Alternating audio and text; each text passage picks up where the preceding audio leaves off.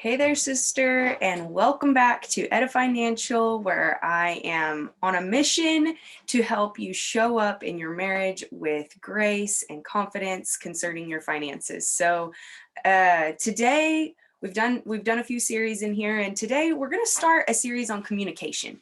That is a big problem.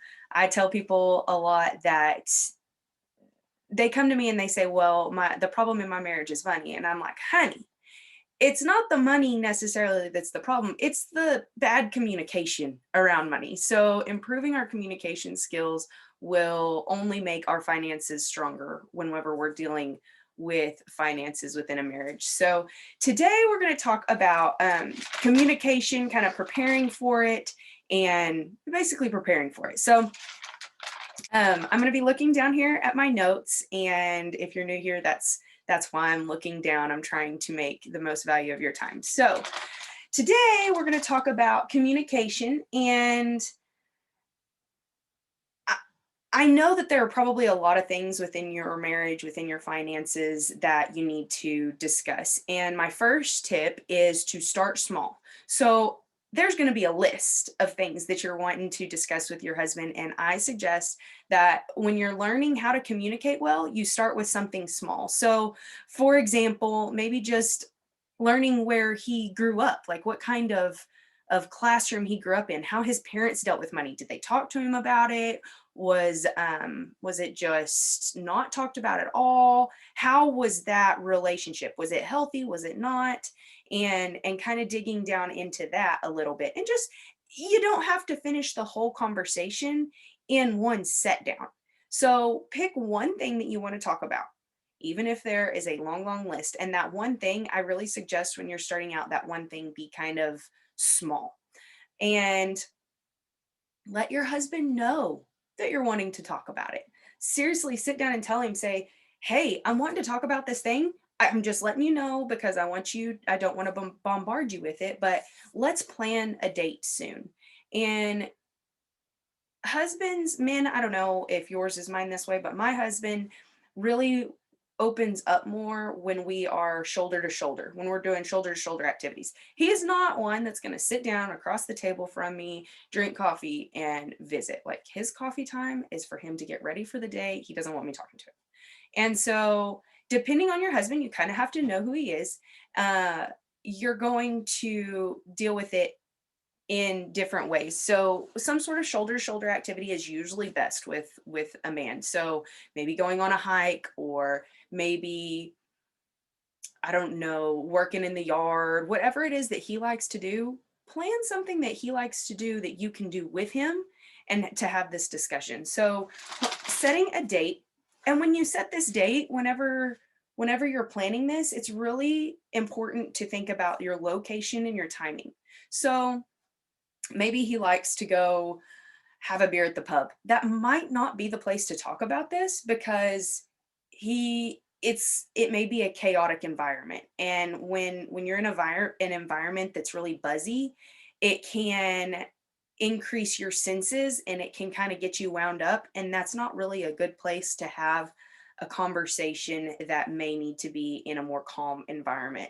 Another thing to think about is probably not in the cluttered kitchen. Maybe there's dishes in the sink or dinner that needs to be made, and that's going to distract you from the conversation. Another thing is in the shop. Maybe he's got a place in the shop or the garage or wherever. If there's things that are in there that need to be done, that might not be a good location. Think about places that are kind of tidy, and if they're not, make sure they're tidy before your conversation to keep it. I know that kind of sounds crazy, and I'm sure you're thinking like this is too many things, but these are just the little, like, just the ambiance of it. The environment that you're in has a lot to do with how well this conversation may go. And so just those little touches can I'm not going to say they're going to make or break the conversation, but they can definitely be made to help you a little bit. Another thing to think about is the timing. I said the timing. And that depends on who you are. So, me personally, my mind is clear and ready for this kind of deep thought in the morning. My husband, on the other hand, that's not when he wants to visit. It's more in the afternoon. So I have to know that I'm going to address, if I'm going to come to him with something that is going to make him uncomfortable, I need to kind of work around him and his timing.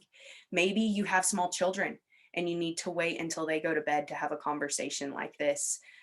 Or even older children. If you have kids, I really do, and this will be another video another time. Involving your kids in your financial discussions is healthy. But in the beginning, if this is something that might cause some friction, or maybe you wouldn't be as open with your kid around, or he wouldn't, making sure that they're either at their grandparents or at their friends or in bed, those kind of timing things are, these logistics are important whenever you're going to have that conversation. And when I say the timing, Proverbs 15:23 says, "Everyone enjoys a fitting reply. It is a wonderful to say the right thing at the right time." So, a lot of your conversations at this point may have been in the heat of the moment, like something comes up and that triggered your mind to think about, we need to have this conversation, and that timing may have brought a very unhealthy reply. And so really thinking about, I'm going to go back over that. Go ahead and think about the one thing that you want to discuss with your husband. Let him know what that topic is, so he can be thinking about it, and then plan a day and plan it with him. Ask him, get his input. If you don't know, and there's a good chance you may not. There's no sense in assuming something. Say, hey, what time of day would be good? What day of the week would be good? Hey, where can we discuss this? Is it in your bedroom? That's where I feel at peace. That's the one place in our house that's usually tidy. So I wouldn't have to do a whole lot of work to make that happen.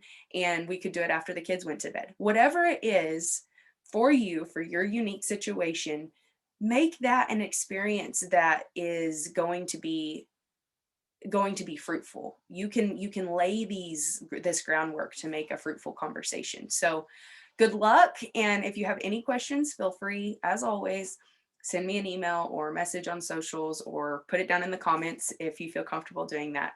I pray you have a very blessed day.